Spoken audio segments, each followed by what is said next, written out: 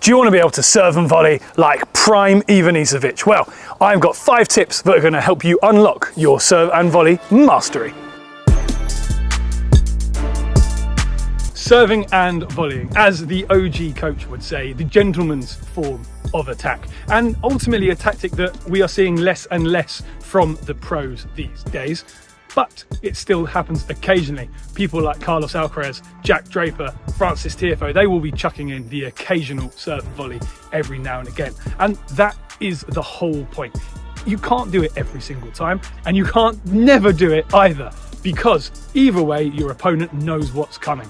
And no matter how fast your serve might be, if your opponent knows what you're doing next, you are making life so much easier for them. Serving volleying should happen occasionally, just enough to keep your opponent off their toes. We just need to make sure that your opponent can't just sit there chipping and blocking your serves back, floating the ball into the court whilst you're waiting on the baseline. As soon as you see them being a bit defensive, you've got to come in and start doing some damage.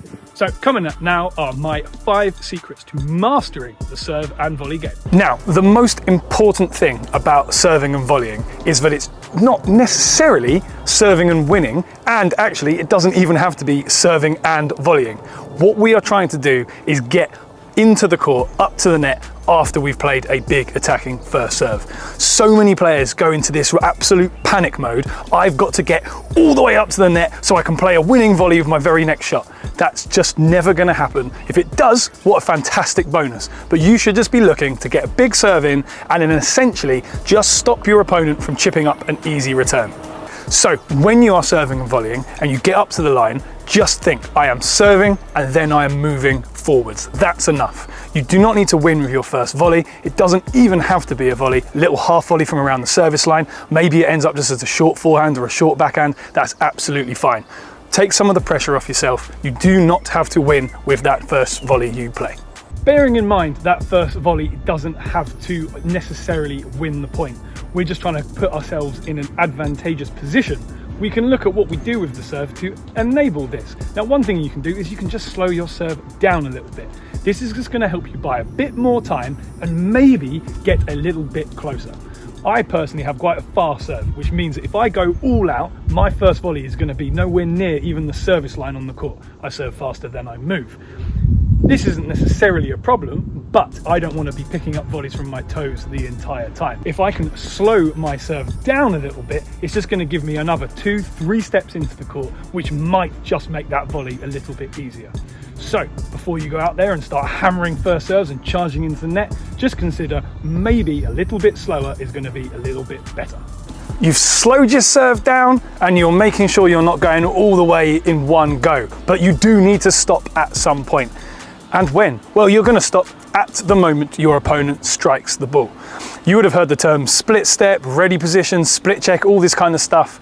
We don't need to come to a complete halt. All we need to do is make sure that as we are moving forwards, there is a little moment as the opponent strikes the ball where we're just going to check, reset ourselves, change direction, something like that. Just a simple moment as your serve reaches their strings, you're just going to check where you're going to go next. Are you going to stop? Are you going to keep going? Left, right, whatever it might be, but as they make contact with the ball.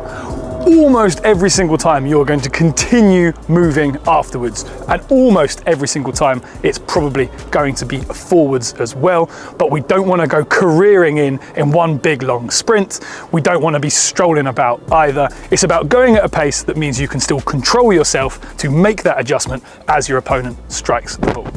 Let's talk about the serve itself, what we're going to do to set up these volleys. Now, it is important that you pay attention to what is actually happening. Your opponent will have patterns of play, strengths and weaknesses, and we can use them as well as court geometry to essentially make our life easier or harder at the net. If you keep barreling down massive body serves at your opponent, the chances are they're going to be chipping the ball up. Maybe you don't need to come so close because you're going to be expecting a lob, so you can just sit underneath it on the service line and play a smash. If you serve out wide, you're going to have a little bit more net to cover, but maybe you're exploiting a weak backhand return and picking off lots of easy volleys at the net. The easiest thing to do is to keep the court quite small. Serve down the tee, very, very hard for your opponent to pass you. It is going to make your first volley a little bit more difficult, but as we said earlier, you don't have to win with that first volley. Playing a shot from close into the court, taking some time away from your opponent is often going to be enough. So there is no fixed rule, there is no must do. Make sure over the course of the game you're paying attention, you're seeing what's happening, so you're working your serve to your advantage. So just make sure that you're using a serve that's giving you the best, easiest opportunity to play a good first volley. Finally, tip number 5, and this is sort of a reframing or something to think about before you attempt a big serve and volley in a game. You have to commit to this tactic, you have to commit to this pattern of play. You can't wait and see where your serve goes and then decide you're going to come running in behind it. You will just be too late. You won't get anywhere near an appropriate volley position. So before you serve, you come up to the line. I am going to serve wide and I am coming in. I am serving down the tee and staying back.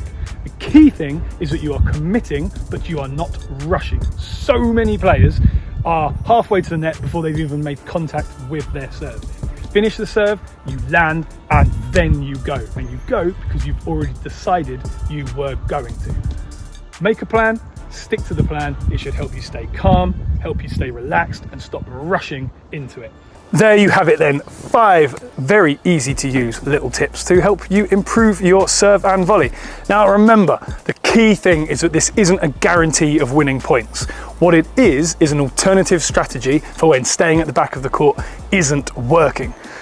Definitely shouldn't be using this every single time. Partly you'll be exhausted, but mainly because your opponent will know it's coming and it will lose a lot of its effectiveness. But conversely, staying at the back the whole time has exactly the same problems. So serve and volley should be sprinkled in, used cleverly and efficiently to help you win a few more points.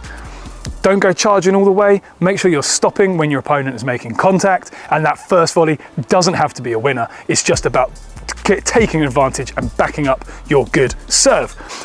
On the topic of serving, if you think your first serve is just too slow and you're not creating any pressure, well, good news. PH Tennis has an online course called Serve Faster. Everything we've ever learnt and all our best information to help you make your serve quicker.